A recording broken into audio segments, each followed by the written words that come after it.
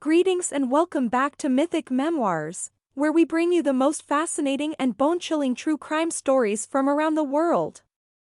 As always, we've scoured the archives to bring you a tale that will leave you on the edge of your seat, so sit back, relax, and get ready to be transported into the dark and twisted world of true crime. The Unabomber case was a domestic terrorism investigation that captured the nation's attention for nearly 2 decades. It was a crime spree that left a trail of destruction and fear in its wake, as bombs were sent through the mail to unsuspecting victims across the country. And as the investigation into the Unabomber's identity began, it became clear that this was a killer who was both intelligent and elusive. For the FBI and the ATF, the case would become one of their most challenging and extensive investigations.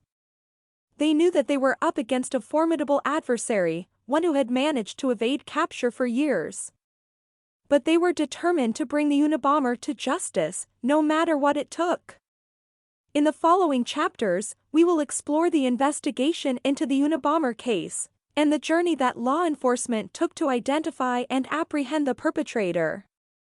From the first bomb in 1978 to the final capture in 1996, we will delve into the complexities of the investigation and the human psyche. And we will see how, through tireless work and perseverance, justice was finally served for the victims of one of the most notorious domestic terrorism cases in American history. In 1978, the first bombing in what would become a series of attacks by the Unabomber occurred at Northwestern University in Illinois.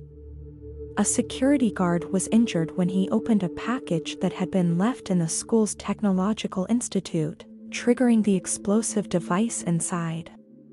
The bomber, who had used the name FC in the letter included in the package, had sent similar bombs to other universities and airlines over the next few years, injuring or killing several people. The FBI soon became involved in the investigation, but they struggled to find any solid leads or connections between the various bombings. The bomber had been careful to leave no fingerprints or DNA evidence behind, and the letters he sent offered few clues to his identity or motive.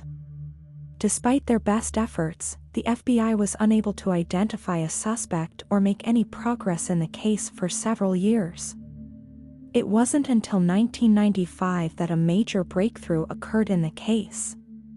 That year, the bomber sent a manifesto to the New York Times and the Washington Post, threatening to continue his attacks unless the newspapers published it.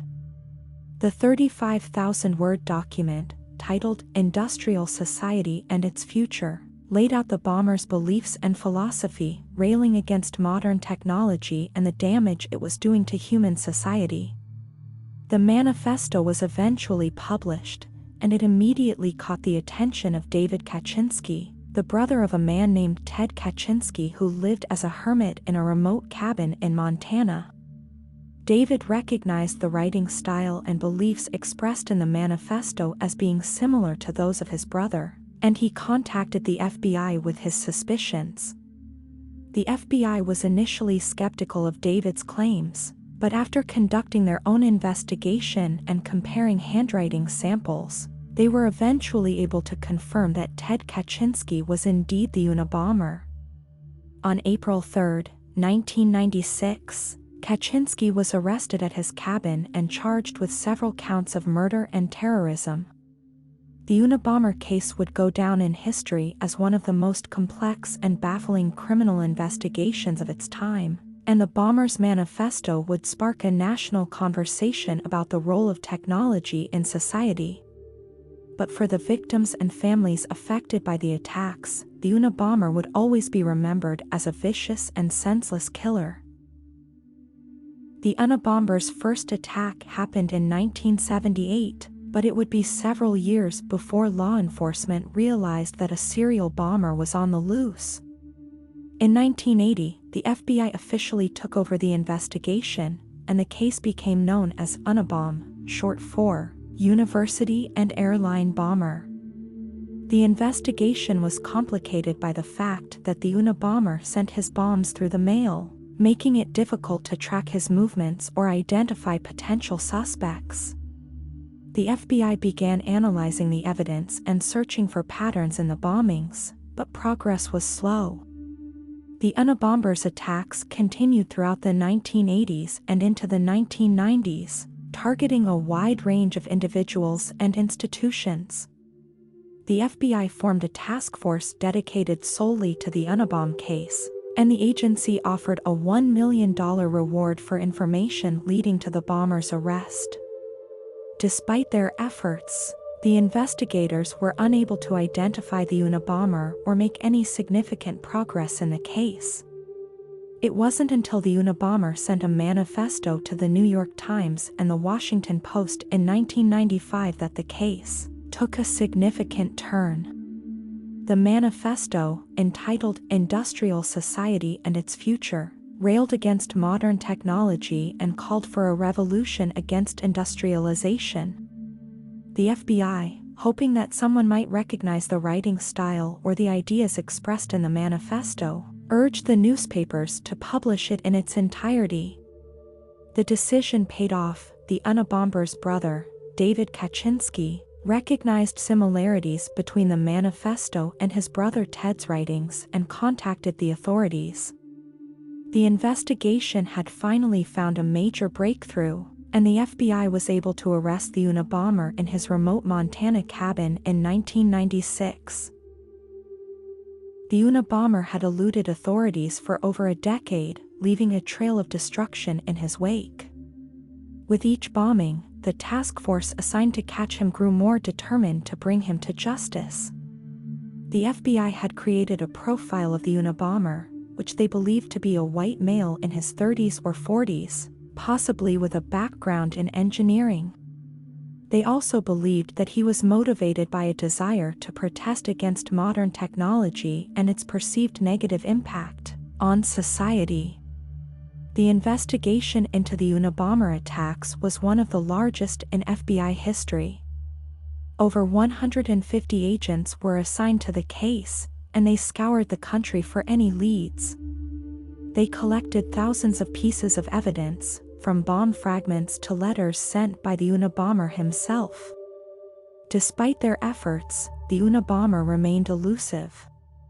The task force received thousands of tips and leads, but none of them led to the Unabomber's capture. The case went cold, and the bombings stopped for several years. In 1993, the Unabomber resurfaced, sending a letter to the New York Times promising to desist from terrorism if the Times or the Washington Post published his manifesto. The Times and the Post agreed, and the Unabomber's manifesto was published in full. The manifesto was a rambling, 35,000-word screed against modern technology and its impact on society. It also contained clues that the FBI hoped would lead them to the Unabomber's identity. The manifesto was widely distributed, and several people came forward claiming to know the author. One of those people was David Kaczynski, the Unabomber's own brother. David recognized the writing style and some of the ideas in the manifesto as being similar to his brother Ted's. David contacted the FBI and provided them with information about his brother, including the fact that Ted had been living in a remote cabin in Montana for several years. The FBI obtained a search warrant and raided the cabin, where they found bomb-making materials, a live bomb, and a journal in which Ted had detailed his bombings. On April 3, 1996, Ted Kaczynski was arrested at his cabin and charged with multiple counts of murder and terrorism. The Unabomber had finally been caught, thanks to the determination and persistence of the task force assigned to catch him. In the next chapter, we will explore the trial of Ted Kaczynski and the aftermath of the Unabomber attacks. After over 17 years of terrorizing the nation with bombings, the Unabomber, also known as Theodore Kaczynski, was finally captured in 1996. The trial of the century was about to begin. Kaczynski had been living as a recluse in a cabin in the woods for years, making bombs and sending them to people he deemed responsible for the problems of society. He had killed 3 people and injured many more in his bombings. The trial was held in Sacramento, California, and Kaczynski was charged with 13 counts of murder and many other charges related to the bombings. The prosecution argued that Kaczynski was a cold and calculating killer who acted out of a desire for revenge against society. Kaczynski, on the other hand, chose to represent himself in court, arguing that his actions were necessary to bring attention to the problems caused by modern technology and its impact on society. He claimed that he was not insane, but that he had a political mission to carry out. The trial lasted several months and was filled with drama, including Kaczynski's outbursts in court and his refusal to allow his lawyers to present any defense. The jury ultimately found Kaczynski guilty on all counts, and he was sentenced to life in prison without the possibility of parole. The trial also shed light on Kaczynski's past, including his time as a Harvard student and his subsequent retreat to the wilderness. Many people were shocked to learn that the Unabomber was actually a highly intelligent individual with a PhD in mathematics from the University of Michigan. In the end, the trial of the Unabomber was a landmark event in American legal history. It demonstrated the lengths to which a person could go to carry out a violent and destructive agenda, and the dedication and hard work required to bring such an individual to justice. The arrest and conviction of Ted Kaczynski, the Unabomber, marked the end of a 17-year reign of terror. However, the effects of his crimes continued to reverberate long after his capture. In the years following Kaczynski's arrest, many of his victims struggled to come to terms with what had happened to them. Some suffered from post-traumatic stress disorder, while others were left with physical disabilities. Many also struggled with the emotional toll of having been targeted by such a notorious and deadly criminal. The case also had a profound impact on law enforcement and the justice system. The Unabomber investigation was one of the longest and most complex in FBI history, involving thousands of agents and hundreds of thousands of hours of work. It was a watershed moment in the use of forensic linguistics, which played a crucial role in identifying Kaczynski as the perpetrator. The case also raised important ethical questions about the use of profiling in criminal investigations. The Unabomber task force had relied heavily on linguistic profiling to narrow down the list of potential suspects, but some experts criticized this approach as being unreliable and potentially discriminatory. In the aftermath of the trial, Kaczynski himself continued to attract attention. His writings and ideas, which had been dismissed as the ravings of a madman during his trial, were now seen in a new light. Many people were intrigued by his critiques of modern society and his radical ideas about technology and the environment. The legacy of the Unabomber case continues to be felt today. It remains one of the most notorious and complex criminal investigations in American history, and it has had a profound impact on law enforcement, the justice system, and society as a whole. The Unabomber's reign of terror may have come to an end, but his impact on society and the world was far from over. The bombings and the hunt for the Unabomber had left a lasting impression on the American psyche. One of the most striking aspects of the Unabomber's legacy was the use of the manifesto as a tool for communication and propaganda. Despite the heinous nature of his crimes, the Unabomber's ideas and writings had struck a chord with some individuals who felt disillusioned with society and its technological advances. In the years after the Unabomber's arrest, his manifesto became a topic of intense debate and discussion, with some even seeing him as a prophetic figure. The Unabomber's case also highlighted the need for improved coordination and communication between law enforcement agencies.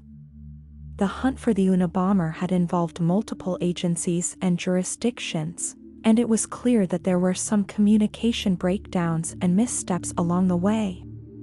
The case led to a reevaluation of how law enforcement agencies work together in complex investigations, and improvements were made to ensure better coordination and communication. Another aspect of the Unabomber's legacy was the use of forensic linguistics in criminal investigations. The analysis of the Unabomber's writings had played a crucial role in identifying him as the perpetrator, and this technique has since become a valuable tool for law enforcement in analyzing language patterns and identifying suspects. Perhaps most importantly, the Unabomber's case served as a reminder of the power of fear and the need for vigilance in the face of threats, both domestic and international. The Unabomber had carried out his attacks over the course of decades, and his ability to evade capture for so long was a testament to his intelligence and planning. The case highlighted the need for constant vigilance and the importance of effective law enforcement and counterterrorism measures. The legacy of the Unabomber lives on in many ways, from the use of forensic linguistics to the ongoing debates over technology and its role in society. But perhaps the most enduring legacy of the Unabomber's case is the reminder that we must always be vigilant and prepared to confront those who seek to do us harm, both at home and abroad. In conclusion, the Unabomber case was a watershed moment in American criminal history, not only for the scale and duration of the attacks but also for the impact it had on the criminal justice system. The manhunt and eventual capture of Ted Kaczynski proved that even the most sophisticated criminals could be brought to justice through careful and persistent investigative work. The Unabomber case also highlighted the dangers of radicalization and extremism, and how even the most brilliant minds can become twisted and misguided in their beliefs. It serves as a stark reminder of the importance of maintaining open communication and understanding between different groups, and preventing the spread of dangerous ideologies.